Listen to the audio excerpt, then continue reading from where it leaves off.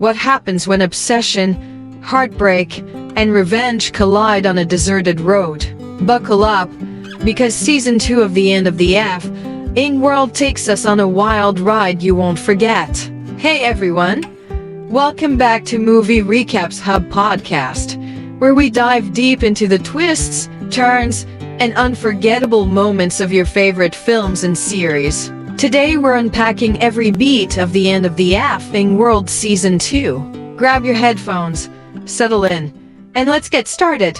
The season opens on Bonnie, sitting in her car after a quick shop run. She pulls a battered book from the dashboard inside. A newspaper clipping. Alyssa's face, branded as suspect in Professor Clive's murder. Instantly, we know Bonnie's on a mission. She's out for vengeance. Flashback to Bonnie's childhood, a sensitive girl starved for love. Her mom pushes grades, dad leaves one day, and the pressure ramps up. At school, Bonnie's weird bullied until she snaps, cutting a classmate's hair and earning a suspension. To save face, she lies to mom. Straight A's. But reality hits when she takes a job as a college librarian, only to discover it's where Clive used to teach the very man James killed in self-defense. Bonnie tries auditing Clive's class, but he shuts her out. Frustrated, she defaces his posters and books. When he confronts her, she owns up, and Clive, intrigued, hands back her ruined materials. He offers her a deal. She can join his class if she visits for drinks once a week. Bonnie, thrilled to get close, agrees, unaware she's walking into the same trap Clive set for other girls. Their weekly meetups grow friendlier, but Clive's just playing her.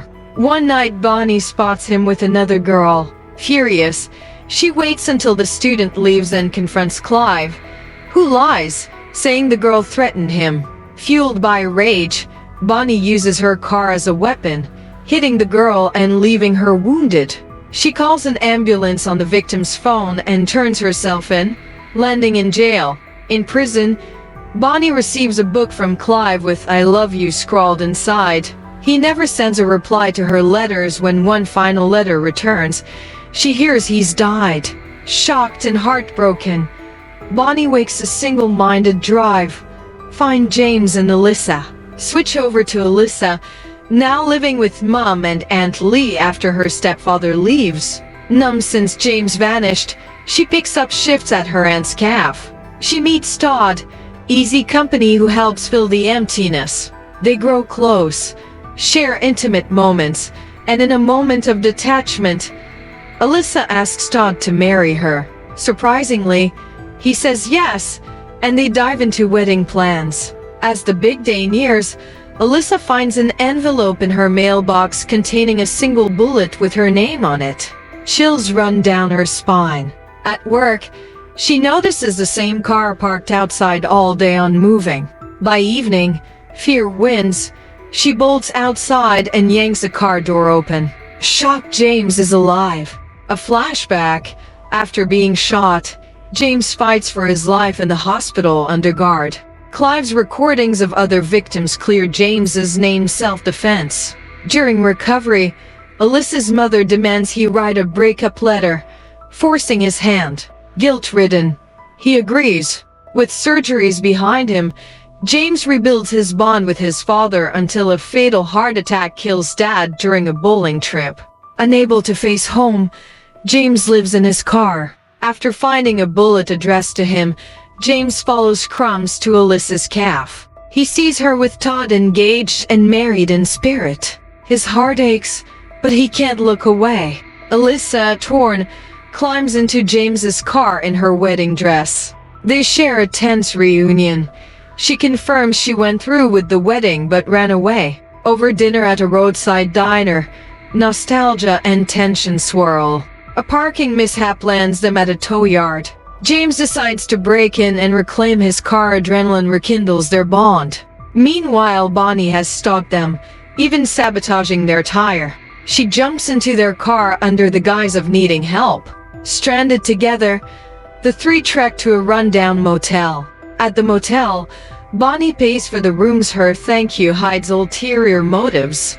The lecherous owner, Gus, makes unwanted moves on Bonnie. She defends herself with her hidden gun, accidentally firing and killing Gus.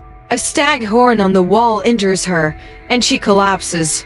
James and Alyssa, shaken, flirt with reconciliation.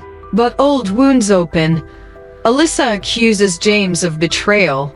He admits his mother forced the breakup letter. Hurt, she leaves in silence. Bonnie sneaks off to a chemist, tending to her wounds and hiding her gun. Alyssa and James argue over Bonnie's fate, misunderstanding each other. She storms out. He chases, worried. Bonnie violently reclaims her gun from the pharmacist after accusing him of hiding it. James and Alyssa finally talk. He explains the letter wasn't his choice. She processes the truth, yet she remains distant, telling him it's over. He quietly leaves Bonnie's food on the road and drives away, abandoning both women. Bonnie returns to the forest. James, haunted by worry, gets new purpose when Aunt Lee urges him to scatter his father's ashes. He drives off, but then spots Bonnie racing toward Alyssa's house. Something's wrong. He turns around to follow. Back at the cafe, Bonnie confronts Alyssa with a gun, demanding to know how Clive died. James sneaks in through the kitchen. An officer arrives, distracted by a pie. A tense hostage situation unfolds. Alyssa secretly passes a help me note. Bonnie insists Alyssa killed Clive. Alyssa reveals the truth. Clive assaulted her. James killed him in defense, and tapes prove his crimes. Overwhelmed, Bonnie nearly pulls the trigger on herself, saved by Alyssa and James knocking the gun away. In the aftermath, at the police station, statements are given. Clive's ghost lingers in Alyssa's mind. Alyssa vanishes to confront her trauma at Clive's abandoned house.